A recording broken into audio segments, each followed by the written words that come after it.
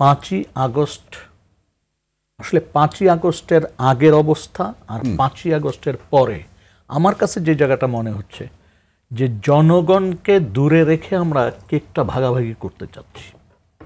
আচ্ছা, 5ই আগস্টটাকে আসলে এখনো মূল্যায়ন করতে পারছি না। কেউ বলছি আমার নেতৃত্ব হয়েছে, কেউ বলছে আমি সব, এই যে অবস্থাটা তৈরি করেছে। কিন্তু বাস্তবে 5ই আগস্টটা খুব কাছের থেকে দেখেছি, তো আমার কাছে মনে হয়েছে যে সমস্ত নেতৃত্বকে উপচে জনগণ এগিয়ে গেছে। এবং এই এগিয়ে যাওয়ার পিছনে কারণ কিন্তু 1-1.5 মাসের ঘটনা না, একেবারে ফ্যাসিবাদের বিরুদ্ধে লাগাতারভাবে গত 15-16 বছর ধরে আন্দোলন ছিল। কত মানুষ গুম হয়েছে, কত মানুষ খুন হয়েছে, কত মানুষের বিরুদ্ধে মামলা হয়েছে, কত মানুষকে ছাদ থেকে ফেলে হত্যা করা হয়েছে, কত রাজনৈতিক দলের নাম মুখে আনলে জিব্বে কেটে দেওয়ার মতো অবস্থা হয়েছে। এগুলি বাস্তবতা। এইটার সাথে আমাদের একটা ধারণা হয়ে যাচ্ছে যে 1.5 মাস বা 2 মাসের ভিতরেই এই ঘটনাগুলি ঘটেছে। না, আবার বলছি, এটা 15-16 বছরের আন্দোলনের ফসল। কৌশলগত কারণে হয়তো রাজনৈতিক দলগুলো ওই সময় সামনে আসেনি।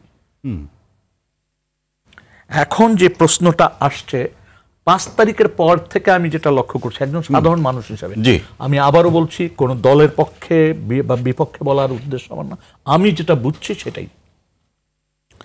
সেটা হচ্ছে 5 তারিখের পরে নতুন নতুন রাজনৈতিক বয়ান হাজির করার চেষ্টা করা হচ্ছে, নতুন নতুন রাজনৈতিক দাবি উত্থাপনের চেষ্টা হচ্ছে, নতুন নতুন ছোট ছোট গ্রুপ এমন সমস্ত বিষয়কে সামনে নিয়ে আসছে যাতে বিশৃঙ্খল অবস্থা তৈরি হয়।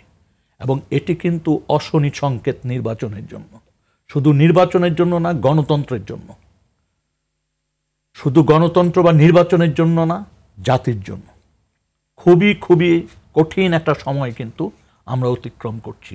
আবার এই সময়ের মধ্যে লুটপাট কিন্তু থেমে নাই। যে যার মতো লুটপাট করতেছে, চাঁদাবাজি করতেছে।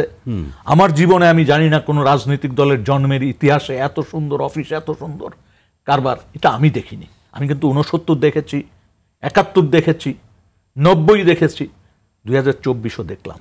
জি, তো এই জায়গা থেকে যদি ফিরে না আসা যায় তাহলে আপনি কি করে সমতার আশা করছেন যে সবার জন্য নির্বাচনের সুযোগ সুবিধা সমান থাকবে? এটা আশা করার সুযোগ নাই।